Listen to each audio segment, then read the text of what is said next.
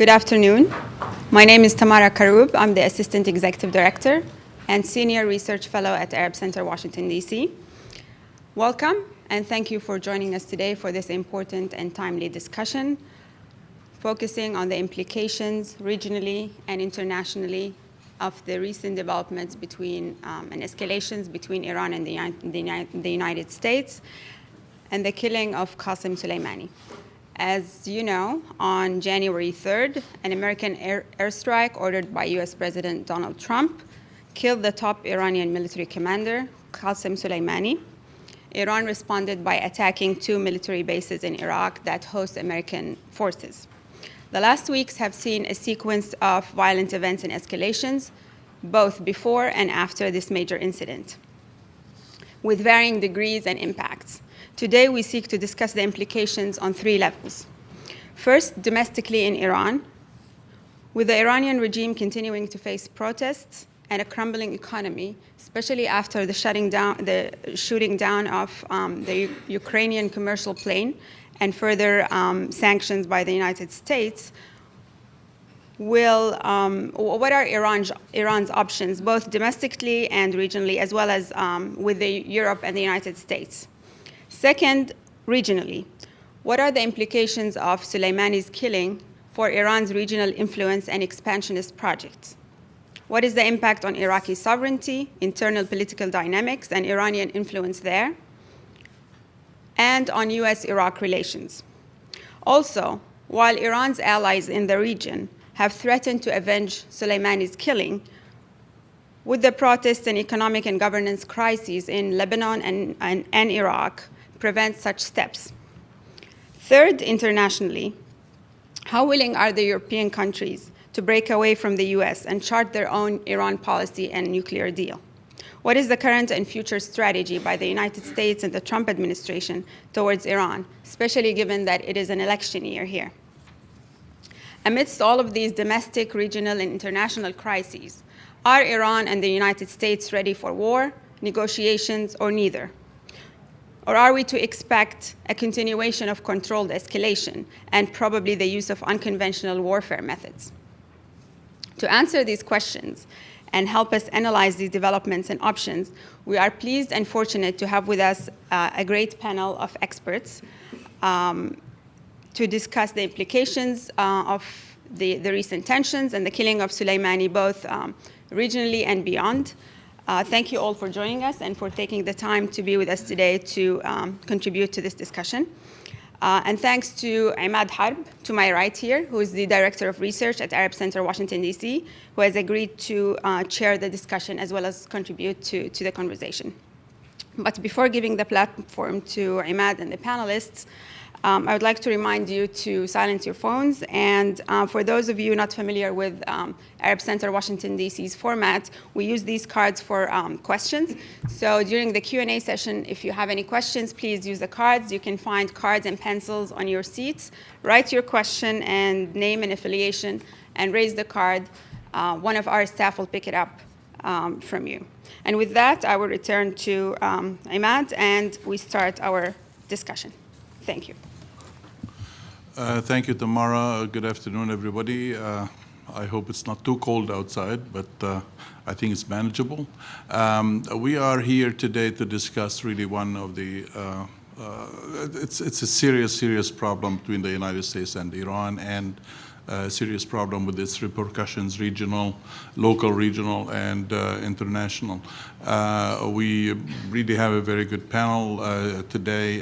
We're going to be discussing issues pertaining to Iran specifically, like Tamara said, to Iraq and to Syria and Lebanon, which are basically places where rather impacted by what's going on between the United States and Iran, what's happening in the region. The order of the presentations, by the way, each will have about 12 minutes to present their cases, and I am lenient. I'm not going to be cutting people off, but it would be nice to just stick to the time limit. Daniel Bromberg from Georgetown University, he will be talking basically about United States-Iran policy and basically the overall geostrategic policy and dimensions of such policy.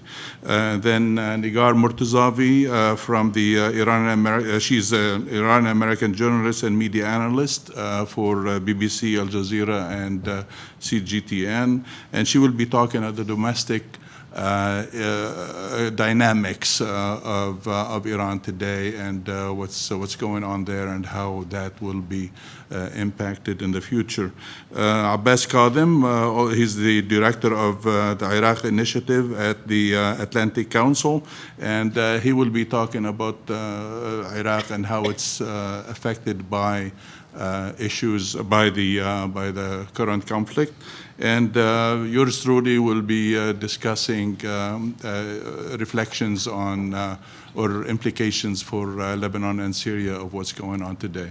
So without further ado, please, Daniel, go ahead. Well, thank you very much, Tamara and Imad. I'm delighted to be here with the Arab Center. I have a presentation that's essentially 3 points, and I may actually come in under 12 minutes. We'll see how it goes. And my task is to answer all these many questions in that time, and they're going to reduce to the following 3 closely related points. First and foremost, my perspective on the Trump administration's approach to Iran, to put it in the largest frame possible at this moment, is that it's just basically tactics and no clear strategy other than a strategy of implicit regime change and economic warfare, which I don't think actually is a strategy that has any coherence or of chance of success. When you are looking at the kind of conflict that we have between the United States and Iran, whether it's focusing on the nuclear issue or other issues, you have really 2 choices. One is to engage, and you can use various forms of coercion to buttress that engagement, but the purpose of engagement and negotiations is to resolve this through a compromise, which means implicitly or explicitly that you accept the legitimacy of the existence of your opponent and do not go into the process with the aim of bringing down the regime. Or you can make war in one way or the other. Those are your 2 basic options. They're very different options. They have very different outcomes, obviously. There are different ways to make war. We hear now that we have, of course, the debate about whether the assassination of Soleimani would precipitate a military war, but in effect, the United States is already at war with Iran, because not only did the administration pull out of the nuclear deal, but it imposed sanctions which amount to an economic war, which has had drastic effects on Iran's economy. So we have chosen that option. I think that choice persists despite the fact that Bolton left the White House. I think there are many in the White House or near it, including Pompeo and others, who support basically the assumption that somehow, through some use of force, we can somehow bring down this regime and achieve all our options, the silver bullet strategy. I'm not sure that President Trump actually completely understands the implications of the choices before him in any sort of way other than instinctively. He doesn't really have a strategic concept of what the options are. The kinds of things we are talking about here really are not much concern to him, and that is allowed for a certain effort to leverage his own involvement in this. I think his instincts are to keep out. And I said in my piece a week ago for the Arab Center that I thought he would not pursue conflict with Iran and his preferences for negotiation.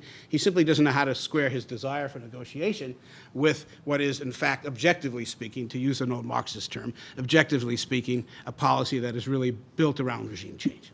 Now, I think we need to understand that Iran's response to this policy was something that I and others have called a policy of controlled escalation, the purpose of which was really, as far as I can understand, to get the attention of the Europeans and use leverage, not because the Iranians thought they could solve the problem with the United States, but use a process of controlled escalation to impel or encourage the Europeans to create a mechanism that would allow Iran to sell its oil. Because when Iran signed on to the nuclear deal, it made a really strategic decision, and that was that its future was based on engagement with the West, on selling oil and reviving the oil economy, and not on nuclear weapons, certainly, and not perhaps even on nuclear power. And so they were desperate. to sustain this agreement and to get Europe's attention and get Europe to find some way of creating this much talked about but thus far failed mechanism. And what has happened, I think, is that that has failed, and Iran has become more desperate. And a lot of what Iran has been doing under this rubric of controlled escalation is pushing as hard as it can. I do not feel, nor do I accept the argument that this is a part of the intrinsic expansionist identity of the Iranian government. I think this was a response to American policy dictated by the few choices Iran had, given what the Trump administration decided to do. So what we've seen, as I said in my piece for the Arab Center, is that in the last few months, Iran's hope for that mechanism, that trading mechanism, was really dashed.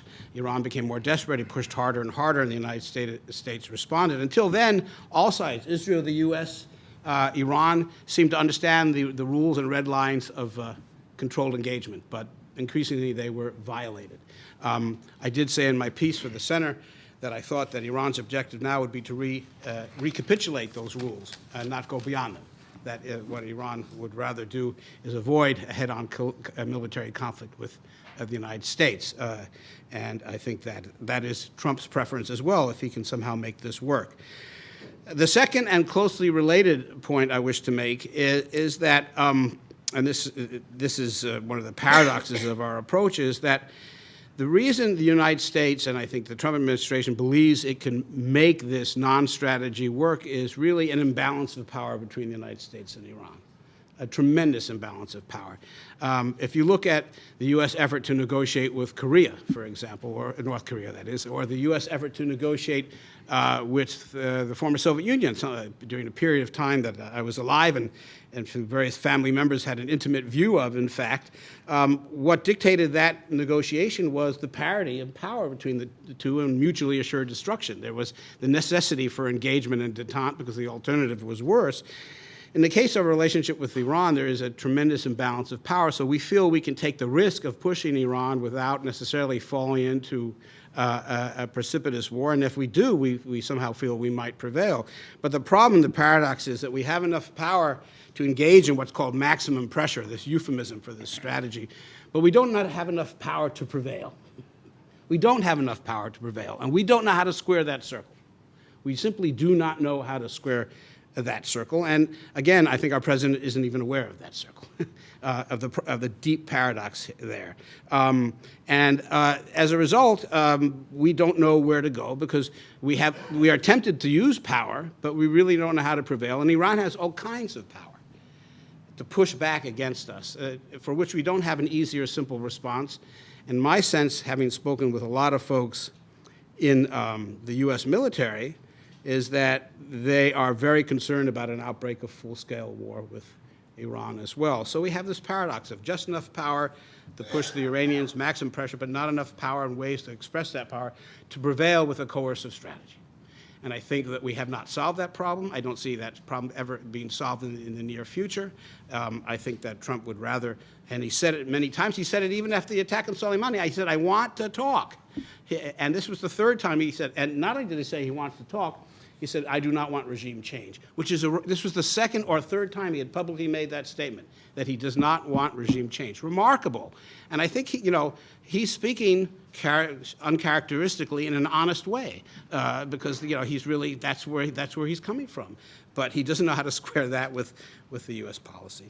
And finally, my third point, and this gets back to some of the issues that Tamara raised at the outset of our panel, and that is the implications for Iran's own internal politics. And as I said in my paper, I predicted that Iran, being quite adept at managing crises like this, would leverage every opportunity, including Iraq if possible, because, of course, all this occurred against the backdrop of these extraordinary protests in Baghdad, in Beirut, in Tehran, all over Iran, a region that is witnessed these amazing street uprisings. I think it's premature to see in those uprisings the end of sectarianism. I think they're complex. I think they're contradictory. I would not jump to that conclusion, but they did pose a huge strategic threat to Iran. in Iraq, in Lebanon, and in Iran itself. And this was the IRGC's perspective, and it hit back hard. I think this attack on Soleimani is going to celebrate it as the end of the IRGC. It's going to collapse. I'm not an expert on this organization, but everything I'm reading from the experts tell me that they are very adaptable. They'll have ways to reassert their influence. The new leader I'm not talking about supreme leader, by the way, but the new commander of the IRGC and al-Quds will find ways to assert influence. I think all of that means that they'll leverage this situation. Having said all that, this is hardly the end of protests, is it? Not at all. And I think this is something that of course, none of us anticipated, this disaster with the Ukrainian airline and the downing, and then the protests precipitated by that, which demonstrates the yawning gap between the Iranian government on the one hand and its people, particularly the urban middle class, and the enormous alienation of that class towards the government. Having said all that, and here's where I'll finish up. If you want to find a way of creating a context in which those protests can have meaningful impact on Iran's own internal politics, advocating regime change is not the way to go. It only empowers the hardliners, and it only makes it more difficult for any interlocutors between the protests and the regime to have any negotiating power. Because Iran is like many autocracies. It's complicated. There are multiple players. And short of the miracle regime collapse, the way in which there will be political change, however limited, will be through some sort of process, long, arduous, difficult, of negotiation. Protesters provide negotiators in the reformist movement with leverage. They always have. Khatami tried to leverage that as much as possible in the early 90s, early 2000s. But that's the way things change, and that doesn't mean revolution. It means a long, arduous struggle. In other words, Iran is not exceptional in terms of many aspects of its internal politics. And therefore, to write off reformism and to write off the reformists is to do them a great injustice, but also, more importantly, is to not recognize what it would take. The hardliners want conflict with the United States because they understand that a de-escalation of conflict with the United States, some sort of normalization, is going to make it, in the long run, easier for the reformists to push for some meaningful process of political liberalization, however slow and arduous. And so, to the extent that we write off that possibility and pursue a policy of regime change via economic warfare, it really means that whatever space there is for any kind of evolution within the body politic of the Iranian authoritarian regime will not be there. If you can imagine the United States having pursued the SALT negotiations, at the same time going to destroy the Soviet oil industry and pursuing a policy of open regime change, and at the same time to negotiate. I mean, this is a profoundly sort of contradictory situation, and it's, from my perspective, it's difficult to imagine that Gorbachev and his allies would have not emerged had it not been for a policy of detente and engagement that was part and parcel of a wider strategy. So I think that the current American approach, rather than create the preconditions for some minimal form of political liberalization, if not beyond that, will create a situation in which those forces that want to find change and or leverage the power from the street, which is really critical, will not be in a position to do so. And that you have to keep in mind, because in February there are parliamentary elections in Iran, followed by presidential elections, and these are not insignificant. They could be significant. Thank you. Thanks, Dan. Igor? Thank you to the Arab Center for having me, and thanks to all of you for coming for this event. I also will try to be brief, as I told them, but feel free to cut me off if I go over time. I want to speak of the regional implications of the Soleimani assassination, basically on Iran's regional activities or adventures. Then I'll speak a little bit about the domestic dynamics and talk more about this hardliner reformist moderates and how the divisions are playing out post Soleimani, and then also touch upon Iran's foreign policy in general, especially towards the West and the United States, prospects for talks. So as far as the regional policy, it's true that Qassem Soleimani was a unique person. He was a capable commander of the quds-force. He had very special personal relationships with many of the forces, of the proxies, of the allies, of the leaders across the region. It was an indispensable person, basically an asset to the establishment in Iran, to the quds-force. But he wasn't irreplaceable. As it was mentioned, he is replaced by his deputy, Qani, who is considered even more hardline than Soleimani, basically, within the rankings of the quds-force. And the organization is going to continue. There will be some setback, yes. It will take some while to rebuild the relationships, to basically fill the void. But it wasn't a one-person organization or a one-person operation that is going to end or be completely jeopardized with Soleimani gone. The allies are still going to be there. The proxies are going to be there. Some continuing somewhat even independently of Iran. We have to remember that it wasn't just Soleimani, it was also the Iraqi, the Hashabi force leader who was also killed in this. So there's that side of the equation that I'm sure will be discussed later. But what I could predict is for the force to continue with a more focused mission of trying to drive U.S. forces basically out of these countries and eventually the region, or if not, at least raise the cost of U.S. presence in the region, which is something basically the quds-force and Soleimani had been following for over a decade. And it's something that the Supreme Leader Khamenei also mentioned at his speech in Qom. There's going to be the Friday prayers tomorrow with Khamenei speaking. That's going to be a very basically determining speech. It is probably going to be a hardline speech asking for unification and support for the IRGC in the country, and also a more hardline stance in the region. I don't think it's going to be rash. I don't think Iran is going to, or the quds-force is going to basically in the region start acting out of control, but this is definitely not finished. The one-time retaliation was that flashy operation, was a one-time PR basically operation, but the proxy fight is going to continue, and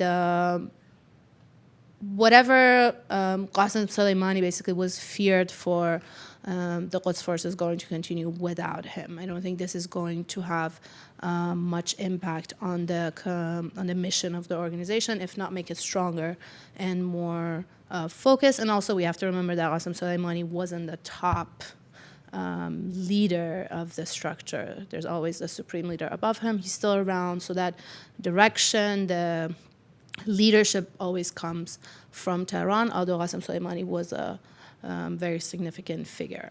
So there will be some setback, but at the same time, like it was said, Iran is patient. Iran is going to play the long game in the region probably, and basically the proxy fight is going to continue and not stop. As far as the domestic dynamics, I agree with what Dan said. This has basically Trump's policy, Trump's Iran, the Trump administration's hardline policy in Iran, the hawkish policy of maximum pressure over the past 2 years at least, has weakened the more moderate forces, the pro-engagement forces, the pro-West forces, the reformists, and has helped strengthen the hardliners, the more militaristic portions of the establishment, who were already strong, but it just keeps giving them the upper hand. As we saw with the funeral of Qassem Soleimani, which I think even surprised the White House and Washington.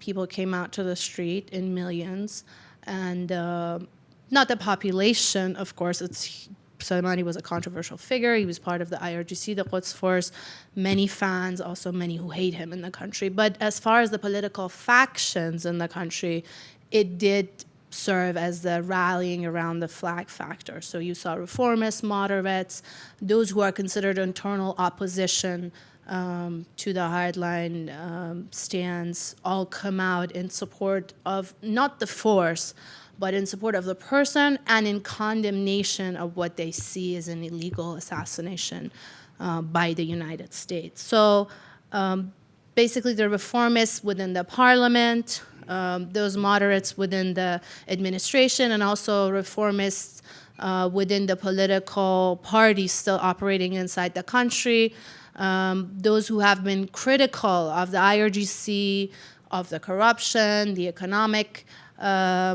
engagements inside the country, even the quds-force, some of its presence, for example, in Syria, there's some criticism, domestic criticism to parts of what used to be Qassem Soleimani's file. But now you see a lot of that criticism basically taking the back seat, instead it's replaced by a unification against this more imminent foreign threat, which is the threat of war. The November protests, just 2 months ago, November protests across the country, anti-government protests, a deadly crackdown, hundreds of people killed by security forces, very brutal. We might see more of that, but we also will see more crackdown and more repression. And obviously the hardliners have the will and the capacity to repress furthermore, as we saw in November. At the same time, also, you've probably heard of the fiasco of the downing of the Ukrainian flight, the civilian flight, also by the IRGC. That was a big internal disaster. It affected the rallying around the flag factor just from a week before, but I think it's also something that we're going to hear in the speech tomorrow at the Friday prayers from the Supreme Leader. The IRGC was going to apologize, try to move on, and then ask for more unification, less criticism of the force, and more support behind it. We're going to see a more closing of the political space. We've already seen reformist and moderate candidates who registered for the upcoming parliamentary election. Many of them have been disqualified by the Guardian Council. The parliamentary election is going to be very significant, and then followed by the presidential election the year after. Rouhani's second term is going to end, so he's not going to be able to run, and it's an opening and a chance for another faction to step in. Most likely the parliament will be dominated by hardline candidates, maybe new blood, but from the hardline camp. And also followed by the presidency or the administration. So we will see a more consistent, one-handed establishment as opposed to what we see right now. Moderates have the administration, part of the parliament, and then the supreme leader and the military, of course, have always been hardline. And then I also want to talk about, in continuation of this, the sense of anti-Americanism.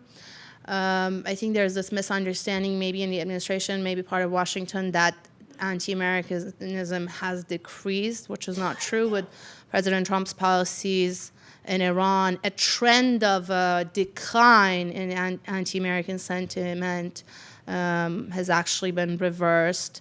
Iranians have always been known as the most, if not one of the most pro-American populations in the region, specifically because the government is very anti-American. The population feels the opposite. But with the leaving of the JCPOA, basically the U.S. violating the JCPOA, you see the pro-engagement and pro-Western forces becoming, basically their justification becoming weaker. And now with this killing of Soleimani, again, we hear from reformist and moderate forces as an act of terrorism, assassination, illegal under international law.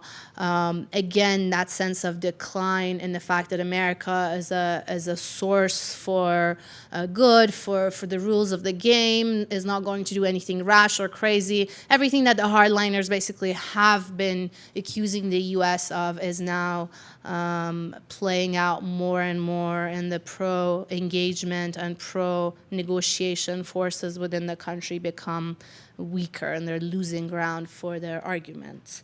I've talked to a few reformers who used to always talk about JCPOA number 2.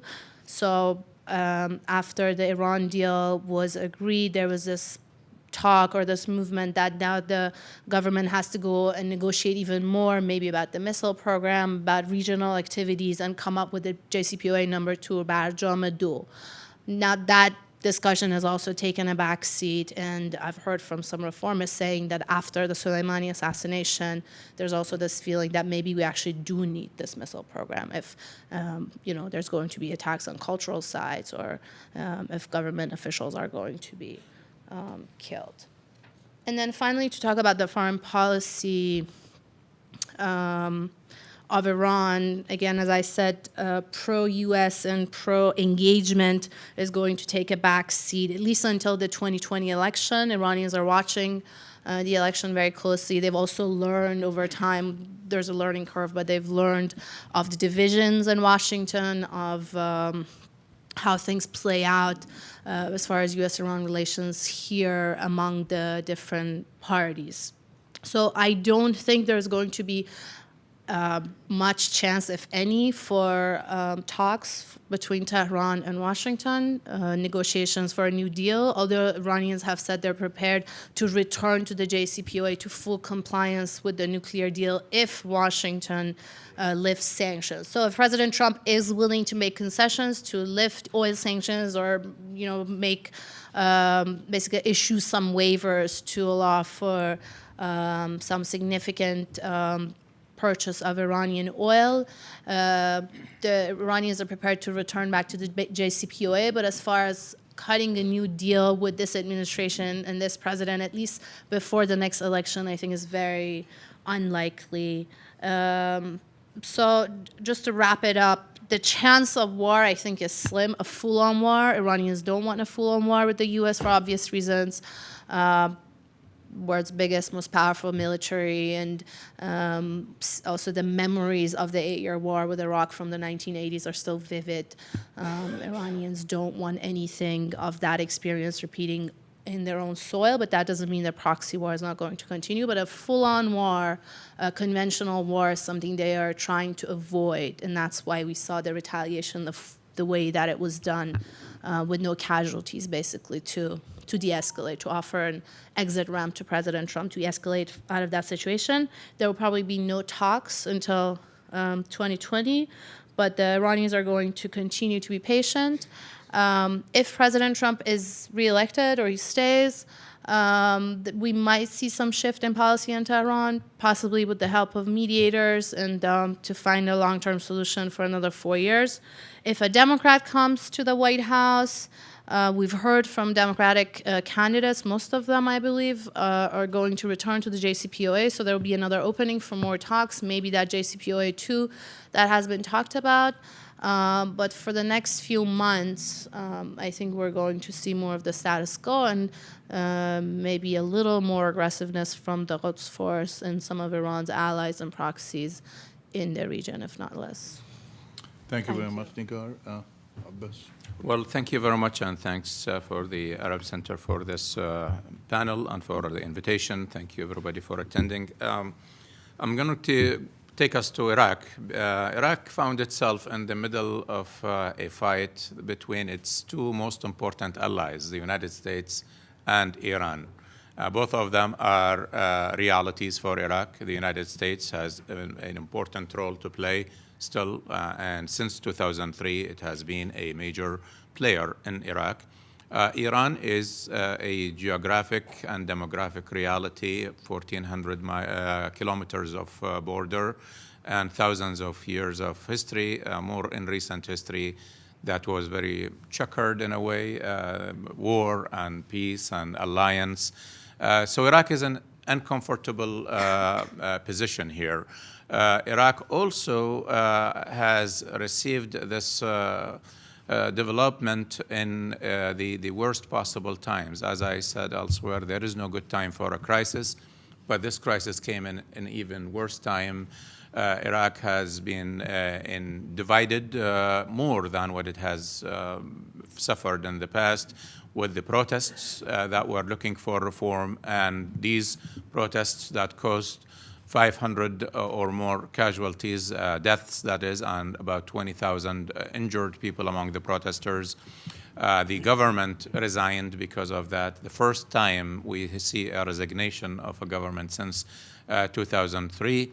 And a political leadership that doesn't even know how to handle the internal politics. Until now, they passed the constitutional mandates, and they still cannot figure out how to replace the government. So on top of this, the division among the population, the division between the population and the government, and the division within the government, that is coming on top of that. The crisis came really as a severe blow to the entire existence of Iraq. The Iraqis are very disappointed for many reasons, rightfully so. On the one hand, the Iraqi government doesn't have anybody who can dictate the terms of how Iraq goes. There is nobody who is really in power. The government and the prime minister rules in using consensus more than the authorities of the office or the prerogatives of the position. And consensus is very hard to come by in Iraq, given that there are so many factional reasons for division and for disagreement and lack of consensus. The United States and Iran are things that have received very little consensus among Iraqis. Those who are pro the United States certainly don't want to see Iranian presence to be stronger, and vice versa. So the government in the past had used this idea of trying to reach a common ground. If they denounce both Iran and the United States, and if they embrace both. But what happened recently has been a deal breaker for the Iraqi consensus, and I will explain why. But first, let's mention a couple of things that are important. The United States presence represents three forms of interest. One of them is the diplomatic, obviously. The U.S., there is a cliche that the United States has the largest embassy it has around the world in Iraq. It's no longer really. Many of the diplomats have been pulled back, but still it's a significant presence. And there is also the military presence of the United States, not as it used to be between 2003 and 2011. We have now about 6,000 troops divided between trainers who are part of the terms of the weapons contracts that Iraq bought, so they trained the Iraqis on using those, and those who went to fight ISIS and remained after the defeat of ISIS to continue as a deterrence to fight terrorism and not to allow ISIS to come back. And then the third component of U.S. presence is the business presence. There are certain important companies that have work in Iraq, especially in the oil sector and in several other sectors. And there is a hope that we would have even more contracts. Indeed, that's what the administration has been trying in Iraq. There isn't a military agreement or a defense agreement between Iraq and the United States. There was the 2008 Status of Forces Agreement that was signed, and it expired in 2011. And there is an agreement called the Strategic Framework Agreement, which has so many components. One of them is the military side or the defense side, and it is still valid. The agreement of the status about the status of forces, as I said, ended its role by the withdrawal of the last U.S. troops in December of 2011. The troops that went to Iraq after December 11 went in the context of the fight of ISIS, and there isn't really a clear stipulation of what their role is and what their status and when they get to be withdrawn and who gets to decide on whether they stay or leave. I've been speaking with people in the government and in parliament and other places. None of them seems to have a straight answer on what it was. There were, and even from the U.S. also, there is a lack of clarity on it. There was some kind of executive correspondence between the government of Iraq and the United States government, but there isn't really a set of written rules for that. That's why we are having this debate between the president of the United States and the administration and the Iraqis over whether or not they will be withdrawn or they can be expelled from Iraq. There is another legal framework that is relevant here, which is the Iraqi constitution. With a lot of pressure from the United States, the Iraqis put in their constitution Article 8, which says Iraq cannot conduct any act that would be perceived as a threat by any other country. So if you put a unit next to Iranians or next to Turkey or next to Kuwait, and those countries say we don't like them to be there, you are actually, as a government, violating your own constitution. Why am I mentioning these is because they have been relevant to the calls for expelling U.S. troops, not recently, but for a long time. When President Trump went in December to Iraq and entered without meeting his counterparts and went to this Ain al-Assad base, which was just recently bombed by Iran, Iraqis were saying, okay, look, what kind of sovereignty is this when people come and go? All of the questions are being raised. Iran doesn't want U.S. troops. We know that. This is not a secret. And Iran has friends who are pressuring the government not to let U.S. troops to remain, especially after 2017 when ISIS was declared officially defeated. But the government always managed to work that out and circumvent these calls and argue for the stay of the U.S. troops. They are important, to be sure, for building capacity for Iraq, terrorism deterrence, many things. And also their presence there provides security and infrastructure for other troops and other cooperation from NATO and other countries that cannot be there without it. And also some U.S. Support for Iraq that is not military, like U.S. aid, etc., is all hinging on that. So it is very important, but they are not popular because, again, it is the nature of foreign troops in any country in the world.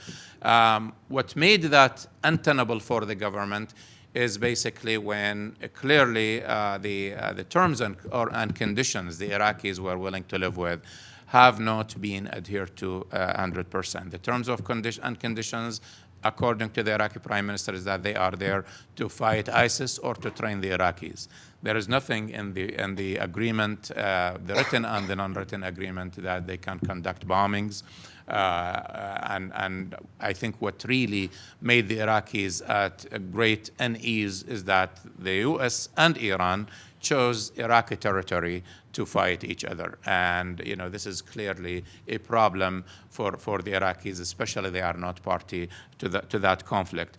So the government, first, they have no ability to defend the acts that happened. And second, it is a government that is weak or too weak to defend anything. Adel Abdul Mahdi resigned in December. He is a caretaker. In fact, even the time for his replacement has passed constitutionally. So there is a major problem of what he can or cannot do. The parliament vote that took place after the bombing made the situation even worse. The Iraqi government didn't need a parliamentary vote for that, but Adel Abdul Mahdi elected to go to the parliament to involve the parliament to make sure that he is not accused of acting unilaterally as a caretaker prime minister. And while the vote is non-binding now, that the armed groups and those who want to expel the United States have a unanimous vote in the parliament to expel the U.S. troops. Unanimous because basically those who were against the U.S. troops withdrawal did not show up for the session. So you have a sense of all Iran's friends went and voted, and all American friends or those who were in favor of keeping the United States troops in did not show up to vote. And that is the problem. So Where is that taking us? And let me conclude with this. We will see that I think both the United States and Iraq have to prioritize their options. The way it has been played was a terrible way, to be honest. They decided to take the negotiations to the media rather than really sending diplomats quietly to go and deal with this. The Iraqi government asked the United States to send a delegation to negotiate a withdrawal. That was, from an Iraqi perspective, a way to buy 2-3 months of negotiations. When the US says we are not going to withdraw, or if we have to withdraw, we will have sanctions on Iraq, and we are going to do 1, 2, 3 to Iraq, etc. That's not a good way to meet the government, especially that the only way these forces are sold to the Iraqis and their presence is sold to the Iraqis, that they are at the invitation of the Iraqi government and that Iraq is a sovereign country and they would leave if they are asked. I would agree with the president on one thing, which is that the Iraqis should ask nicely. They should not expel the Americans. I mean, it's more than just saying, please leave. The US is owed a lot by Iraq, as the US is responsible for a lot in Iraq. But certainly the troops that went to Iraq have been instrumental in providing the assistance to defeat ISIS, the worst existential threat Iraq received in his probably modern history. So they should not be expelled as if they were enemies that are being expelled out or kicked out. A nice structure is in order. But on the other hand, there is no way that the United States can use this hard bargain. As the president said, we will put sanctions, we will seize the Iraqi money that is in our banks, and all of these threats. That's not a good way, especially if you really want to keep relations. I think that the military cooperation is not tenable anymore. We cannot keep these troops for a long time. We can, however, negotiate keeping portion of the troops, the trainers and several others, but not the status quo. I know that business has been lost for a very long time. I don't see any American company able to operate in anywhere in the south or in the central Iraq, especially where the oil and others are. But I think the diplomatic relations are not necessarily lost. And if we keep that in place, the diplomats can bring back what was lost. They can bring the business relations. They can bring the military relations with time and effort and until this storm passes. But if we lose the diplomatic relations, I don't see the diplomats going back to Iraq. And I'm a historian of Iraq. In Iraqi history, every time the US diplomats were expelled, it took more than a decade for them to come back. And I think Iraq does need the United States as a balance. The United States presence and strong relations is important for Iraq in the UN, in the international theater, but also it balances Iraq's relations regionally. The Iraqis have prudently began to diversify their relations. They had good relations with the Gulf.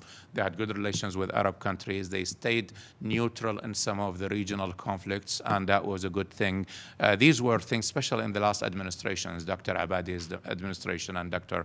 Adel Abdel Mahdi's administration. I think Iraq should be helped as much as possible to get out of this crisis and also to do what is more important than anything else for the country, which is rebuild. Let's remember that Iraq has exited from the nastiest fight anybody had. 1/3 of Iraqi territory was taken over by terrorists, and Iraqis fought for every inch for it to get it back. And the destruction that needs to be rebuilt is at least somewhere around $90 billion and many years of effort of reconstruction, not to mention the reconstruction of the state and society to meet all of that. Iraq doesn't need another war, doesn't need another conflict, particularly a conflict that is not really Iraq's conflict. It is a lateral conflict between two countries who happen to be allies of Iraq, and they happened also to have presence in Iraq, and they happened to elect not to fight directly. So they chose the Iraqi territory as a convenient theater. I think This is not a crisis that is inevitable. This is not a crisis that is unsolvable. It just needs cooperation from everyone. It's good that the two countries decided to pull back from an all-out war, but there needs to be really a follow-up on this to spare the region another war. As I will close with this, the Secretary General of the United Nations said the world cannot afford another war in the Middle East. Thank you. Thank you. Thanks, Abbas. I will close by talking about two other countries that are very, very much impacted by what happened, what's happening, and what will happen in the future, Lebanon and Syria. One thing for sure about Soleimani's killing, killing Soleimani was killing the person, yes. Killing the genius, maybe, yes. But it's not killing the policy. It's not. Iran has not been totally crippled regarding its influence in different Arab countries. The IRGC and the quds-force will remain. They are institutions, and it's already that institution has already at the top has been revitalized by the appointment of General Ismail Ghani.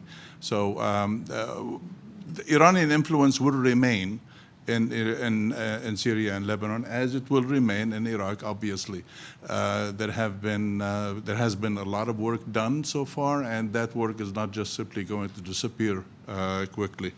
In Lebanon, there obviously is a lot of bravado going on. The Secretary General of the Hezbollah has made two speeches over the last 2 weeks in which he basically, yes, he lambasted, obviously, the killing of his friend, General Soleimani, and he has threatened and said we're going to keep the fight going and on that. But, sometimes you wonder how any party in Lebanon, how Hezbollah in Lebanon, is going to be able to say that we're going to respond here and there and help in avenging Soleimani. Yes, they will try to avenge Soleimani, but Hezbollah in Lebanon is bound by Lebanese domestic problems, Lebanese domestic issues.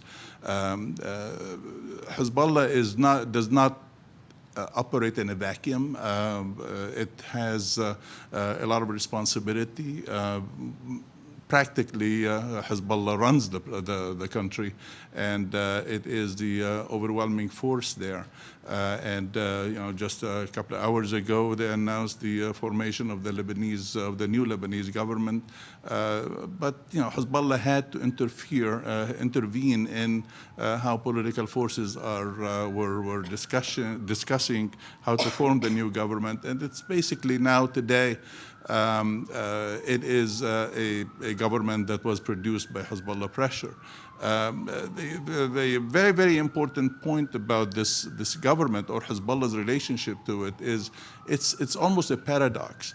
This is a government that Hezbollah is responsible for forming, but yet Hezbollah cannot necessarily exercise all the forces that it has on that government, specifically because the government has two very, very important features. Number one, it is a government that's supposed to coalesce different political forces that supposedly representing the Lebanese political environment. And yet, at the same time, that government is Lebanon's segues, Lebanon's opening to the world. Lebanon cannot live only by Hezbollah's diktats. Lebanon needs international assistance, needs international approval, and this is the paradox that Hezbollah finds itself in. No matter what Hezbollah wants to do regarding the Soleimani killing, it is bound by these facts. Lebanon cannot be thrown in as one of those countries that are just simply in Iran's orbit and nobody can do anything about it, because Lebanon needs assistance from the entire international community outside of Iran. So these constraints really make Hezbollah almost weak in how it wants to respond or how it wants to avenge the killing of Soleimani. Hezbollah cannot avenge the killing of Soleimani by starting a war with Israel. Lebanon is basically Hezbollah's last stand. It's the place where the party is. It's the place where the party's constituency lives. So a war with Israel will not be an easy war. Yes, Israel will be devastated probably by too many missiles and military operations, but yet at the same time, that will also happen to Lebanon. And I don't think that Hezbollah is really ready to take on the cost of a war like that. Neither is Hezbollah ready to just let things go. I mean, Hezbollah has a commitment to avenge Soleimani. So as far as I'm concerned, I think Hezbollah is restrained, but yet at the same time, it probably will try to help in Nigar mentioned that maybe Iran has its proxies and they might be able to do something. Maybe Hezbollah will be able to do something in Iraq or against American forces, but I really do not see Hezbollah being able to do really a whole lot, specifically because it is responsible for running a country now. And it has always been in control, so to speak, but yet at the same time, today, it is much in a much more difficult situation, especially that public demonstrations today, public protests in Lebanon today are opposed by Hezbollah. I mean, Hezbollah, the party that's supposed to be the party that protects the poor, the marginalized, the people who are revolting against the political system. Now, all of a sudden, Hezbollah is against these very people. So from a legitimacy point of view, Hezbollah has lost a lot of popularity and a lot of legitimacy within the country. So the Party of God is really under a lot of stress regarding its policy in Lebanon and how we will be able to respond to the Soleimani killing is really still to be determined, I think. Soleimani's killing definitely was felt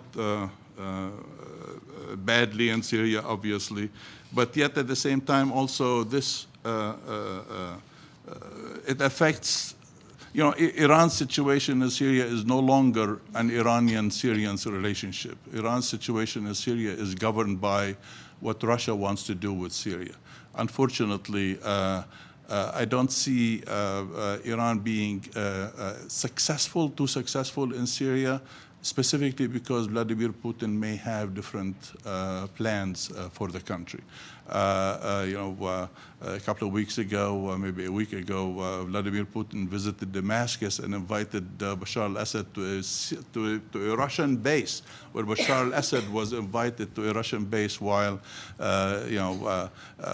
Putin was not received at the airport by the president or was not given the due of a president of a very important country for Syria anyway. So it's almost like Bashar al-Assad has become a satrap of Syria, of Russia in Syria. So that reflects on how Iran is perceived in the country. Bashar al-Assad has always tried to use the Iranians against the Russians, but also use the Russians against the Iranians. He tried to balance both of them. But today, Soleimani's assassination has probably given Russia some sort of a way of influence, of increasing its influence in Syria at the expense of the Iranian influence in Syria. Yet at the same time, Iran was in Syria, engaged over the last 7-8 years, was really engaged in local politics. It was in street politics. Iran has always been better than the Russians in dealing with Syrian domestic politics. They were better than the Russians in dealing with sectarianism in Syria. So, but yet at the same time, Iran today really lacks the influence that it had when Soleimani was alive. Yes, Soleimani will be inherited, somebody will be replacing him, and Iran will still have some sort of assistance in Syria, but I do not think that the Iranian influence in Syria is going to remain the way it is. Especially Iran today is restricted in what to do in Syria anyway. It's restricted by Russia, but it's also restricted by Israel. Israel is, willy-nilly, anytime Israeli Air Force decides to fly over Syria and bomb some sites, there is no resistance to it. So I don't see how Iran is going to really be influencing the Syrian situation if the Russians are really going to be there, basically controlling the Syrian government and deciding what it wants to decide for Syria. I think this is all I'm going to say about this. We're going to open it up to questions and answers. Please remember to write your questions on cards, please, and as legibly as possible, if you can, please.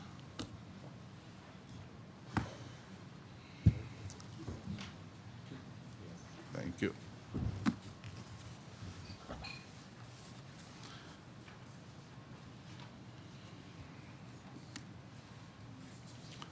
Well, we'll start with our Executive Director, Khalid Jahshan from ACW.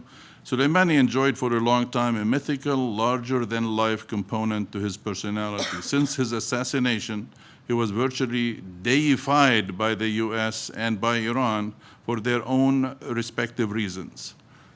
For Dan and Nigar, what do you think about that? He has been made into a saint by the Iranians and into a total Satan by the United States. So is he worth it? I mean, was he worth it? The man was a war criminal, among many things. One shouldn't forget for a moment what he did in Iraq. He could be brought up before the Hague. I mean, he was Iran's Milosevic. He was more than a bad man. He committed atrocities, and I just think it has to be said. We have to remember that. But yes, he's the devil for us, and he's been deified in Iran.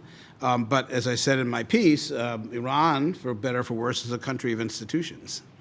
And this is the one thing that Khomeini learned after the fall of the Shah. The Shah was not a man who understood institutions. And so when it comes to creating a vast and very effective and supple, but sometimes brutal set of institutions, the Iranians are very good at that. So I do think it's dangerous to assume that we can just get rid of this guy and somehow we have all this enormous leverage. Having said that, I was listening to a program on NPR a few minutes ago, or just a half an hour ago, about the Intercept, the Intercept, which produced all these Iranian documents on the influence of Iran in Iraq. And it has to be remembered that when it came to Iraq, Soleimani was the guy. I mean, he wielded enormous influence, and people were feared and respected him. And it's not going to be simple to replace that kind of leverage and that kind of enormous clout. Having said that, in terms of U.S. policy, it's highly simplistic to assume that getting rid of this man is somehow going to produce or be part of an effective strategy. I think it ultimately does not play into an effective strategy at all, and it reflects kind of infatuation with leaders and the myth of this leader, and not any kind of clear strategic sense of where this would fit into our approach to Iran.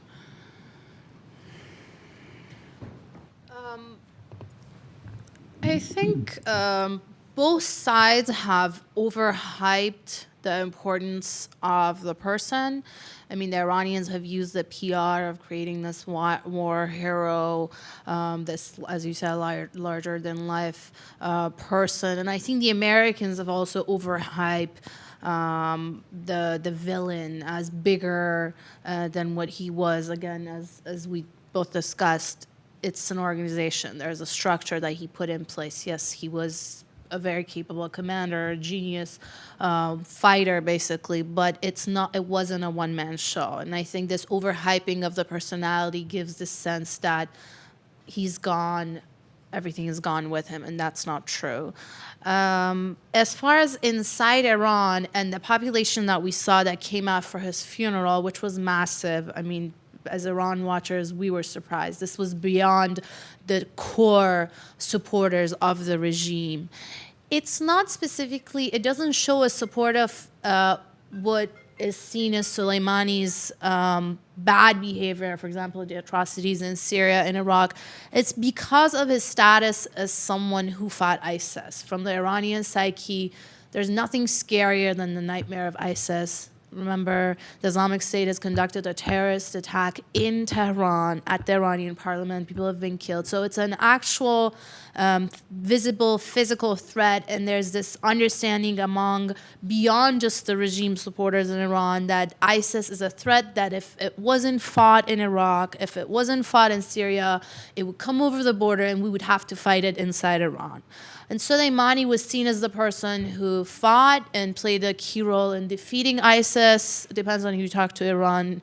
Some people think he was the only person who fought and defeated ISIS. But in general, that's the status, the war hero status, the commander that not only was also a fighter in the Iran-Iraq war, but also the person who played a key role in defeating ISIS. And there's also one more side issue, is that he was a rare IRGC commander, if not the only one, who stayed out of domestic politics. The last visible time that he played a role in domestic politics was in the 1990s, 1997 student uprising, where he signed on to a group letter with IRGC commanders basically demanding an end to student protests, despite some lines that you hear from the White House that he orchestrated internal domestic crackdowns on protests. He wasn't very much involved, and that also helped him gain more bipartisan support basically from different factions, specifically because he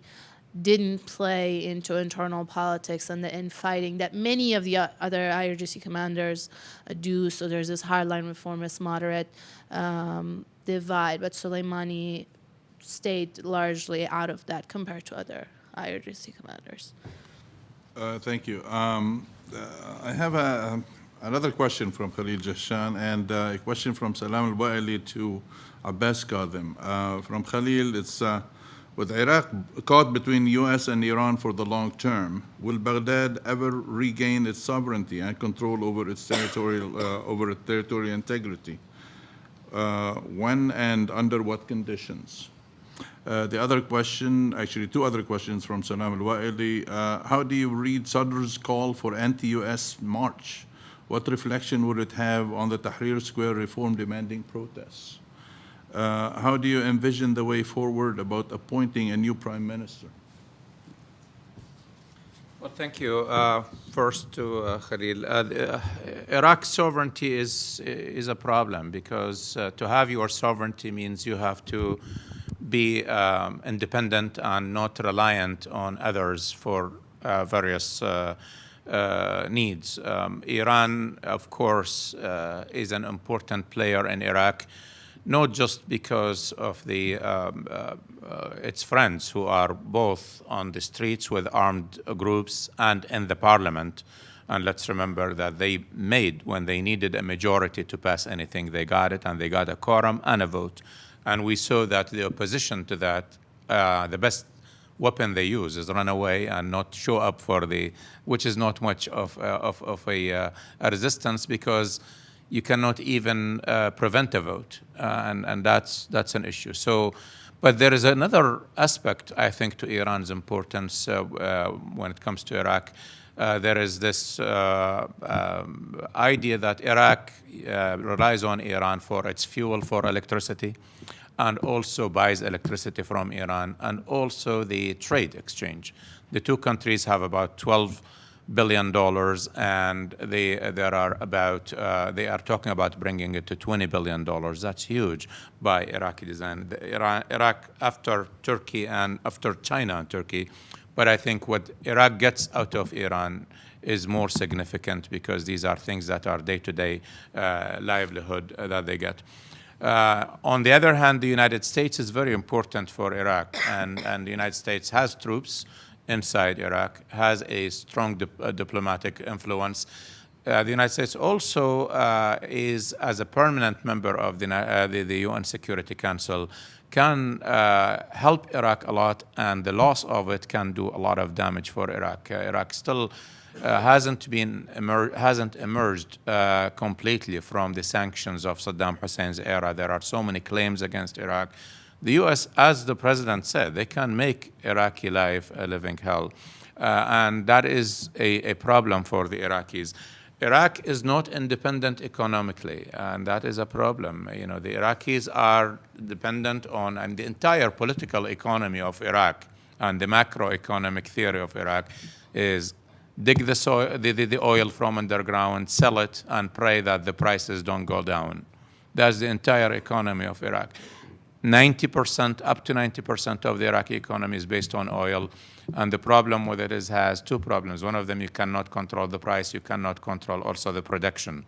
One problem like this, whether it's in Iraq or outside Iraq, and then you cannot use the oil that much. We saw a little drone took out 5 million barrels a day from Saudi Arabia's production. So how can you be sovereign if you cannot really feed your people, if you cannot pay your people, if you cannot, be an actor in the international arena without the foreign influence and tolerating the foreign influence? The Iraqis have to do a lot. A lot of it is not the fault of this current government or even the 2003 regime. The 2003 regime received a Titanic in Iraq after it hit that iceberg, and that's what it is exactly the situation. It is a miracle that Iraq is still stitched together, given what it has been seeing. Many countries were disintegrated or completely were wiped out of the maps of other continents for less than what the Iraqis had to go through. So sovereignty is really a very hard prospect for Iraq. There needs to be a lot of work by the Iraqis and also by the international community to help the Iraqis be sovereign. Iraq is not in a neighborhood where they tolerate sovereign nations next door.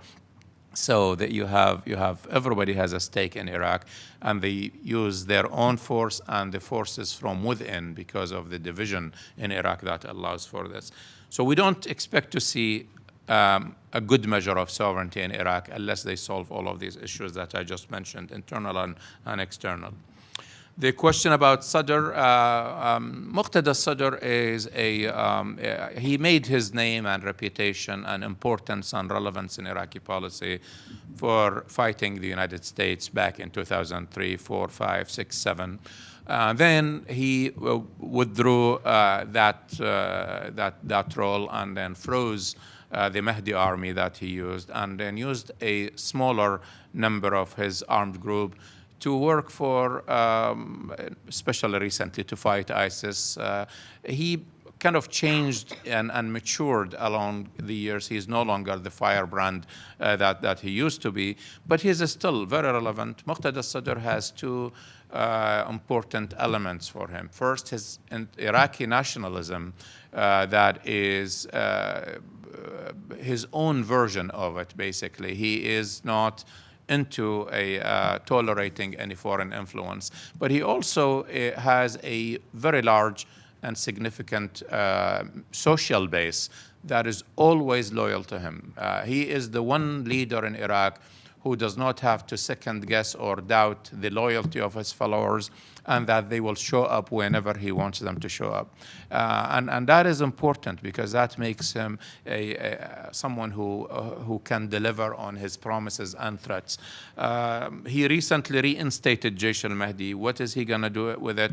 That remains to be seen. Depends on the reaction of or how it will play out between the Iraqi government and the United States on the forces. But he clearly made it clear to everyone that he will use legal and political means to achieve what he wants, mainly the pullout of the U.S. troops. Otherwise, he said he would use other means. We hope that he's not going to do that, or he doesn't have to. This time it's new because he is joined by other armed forces that used to be not on good terms with the Sadrists recently. So his being in Qom and that recent meeting that he had with the major cardinal sort of armed groups bosses is significant, and people have to watch for it, and they have, because this is not an empty threat, it is going to be important. I think what is going to happen depends on the demonstration that he called for in a week or so, and that will be important. Tahrir Square is the casualty. The demonstrators are the casualty of the recent events in the last 3-4 weeks. They have, as I said earlier, given 500 dead and about 20,000 injured. They accomplished something that is completely unique, getting the government to resign, and they got the parliament to work on serious reforms on electoral laws and elections commissions and other things. But then they were sent to a back seat by the more newsworthy event and development. So I think it is going to be very hard for them to pick the same momentum that they had and they lost. A new prime minister, finally, is basically, this is the biggest question. As I said, this is unprecedented. The Iraqi constitution does not really specify a clear roadmap. I mean, the writers of the constitution had 3 articles about the vacancy in the prime minister's job. None of them talks about the resignation of the prime minister. I don't know how you could write a constitution that doesn't anticipate a resignation of someone. So they don't know whether that there is a lot of trouble in it. There are 2 possibilities. First, there is a violation of the constitution right now. They passed the mandates. One way is to appoint a new prime minister or keep the same current prime minister and government in place and do what they need to do through them. What is needed to be done is basically prepare for a new election and to have a new election law. Both are unpopular because the protesters and in general Iraqi mood, they do not want the current government to continue. And there isn't anybody that can be presented and they would be accepted by the protesters. So anybody who is enforced or imposed upon the process will probably lead to more protests in the streets and more casualties in the confrontations. The protesters so far have been exercising their veto power. They just say, we don't want this, no matter who is presented to them. But they never said whom they really want. And that is because they are fragmented, nobody speaks on their behalf, and there is no leadership. So if there is one thing that I can predict, and I'm a historian, I hate to predict for the future, it's safer to talk about past events, but I would not see a pro-American prime minister installed anytime soon because he will not be able to get the vote. But it is, again, very hard to really agree. There are a few names that used to be good potential names, but they were burnt immediately after they were presented as possible candidates. The smart person right now in Iraqi politics is the one who says, no, I don't want to be the next prime minister, not the one who says, I do. This is what I told at least to a couple of people who called and asked for advice. Thank you. This question is for Dan from the Atlantic Council. On January 14, France, Germany, and the United Kingdom triggered the JCPOA dispute resolution mechanism. Is this to create some time for Iran to resume compliance or reduce tension? Well, it's speculation. First of all, I mean, one of the ways in which Iran has responded to U.S. policy is to begin to infringe upon the agreement. They did so in a very careful and calculated way. Even the most recent infringement is about adding more centrifuges, but not going to 20%. So you keep it at low enriched uranium, and you still have some wiggle room to go back. They haven't reached the point of no return, but it's very difficult to see what the Europeans will do that will satisfy them. So it's a very difficult situation. I see the European response as an effort to sort of work. They are squeezed between the Trump administration on the one hand and Iran on the other. They cannot sit there. I heard a number of interviews with folks who had helped to negotiate the JCPOA. Some feel it was a mistake of what the Europeans did. I think they're in a very tight spot, and there isn't any structural solution to this other than reinstating the agreement. And that is not in the cards. So it was a calculated risk, and it provides no obvious solution to the current impasse. Thank you. This question from Henry Barkeef to Nigar and Abbas. Iran's control over Iraqi militias goes way beyond any normal influence relationship. Will this last forever? What are the long-term implications for Iraqi stability? Well, this is correct. Let's remember that we have some of the armed groups in Iraq have been formed in Iran, and other leaders have been in Iran during the time of Saddam Hussein's regime, and then there are others who were formed later after the 2003. All of them do have strong relations with Iran, and these are the ones that are really more in the news. There are a lot of armed groups who were formed to fight ISIS, and these are kind of out of the equation. They belong to either, some of them report to the government, some of them report to the certain social actors, including Grand Ayatollah Sistani. But the ones that really are in the news and the newsmakers are close to Iran. One thing important to mention about them is that it doesn't mean that they are having 100% Iranian agenda. These are Iraqis, and they have their own vision on what is best for Iraq. We might not agree with them, and that's normal, but the situation here is not that they are Iranian forces or Iranian troops that are doing all Iran. There is a formula between what their agenda is, Iraqi agenda, and what they do for Iran.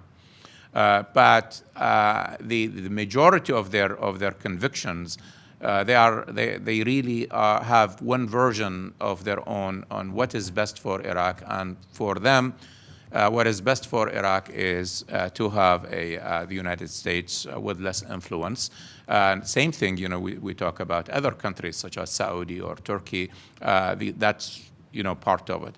But I think the relation with Iran has to do with calculations of support, the comfort zone for them. If you are an Iraqi and you look around you, where is the safest bet if you are in trouble? Also, the performance of Iraq's allies in the past have not helped. When ISIS took over, and I was in Iraq actually at that time, just arrived few days after the Mosul crisis. ISIS was going 50 miles an hour towards Baghdad, and the United States said we will help only when Maliki acts on a list of reforms we have. That needed 10 years to do. The Iranians sent arms and shipments the next day, and they had the following day their own close fighting groups in Iraq, recruiting fighters to go and intercept ISIS in Samarra and in outskirts of Baghdad and other places. That matters for the Iraqis. It's important to see that how Iraqis see it from inside Iraq. It doesn't help us to understand Iraq when we apply 100% Washington-centric view on who is good or who is bad in Iraq. Because we are talking to the Iraqis and we are asking the Iraqis to do one thing or another. And we have to understand how the Iraqis view their interest before we prescribe that. So that's why, as a person whose main role as a career, I am a big believer that Iraq cannot survive without robust relations with the United States. But that's it's not enough. There needs to be a real trust built between the Iraqis and the United States in order to have that operational. It seemed that for natural and unnatural reasons, Iran has gained more trust in Iraq than the United States. One thing that is important to reflect on for this good audience is this. The U.S. can afford losing Iraq. Iran cannot. And that is why Iran works much harder than the United States in Iraq, and that's why they succeed more. And this is the reality of life. We can like it, we can dislike it, but it is a reality. Will they be there for forever? I don't think forever, but for a long time. The best way to avoid a longer time than absolutely necessary and inevitable is to strengthen the Iraqi government and to take away the reasons for these groups to exist. And then once you do that, ultimately then the problem solves itself. And if it not completely, then at least to a manageable way. Just add very quickly, I agree. I think the stakes are very high for Iran, much higher than the U.S. The influence they're going to try to continue to exert their influence. We also have to remember it's not just geopolitical, the long border, the history, trade, culture, religion.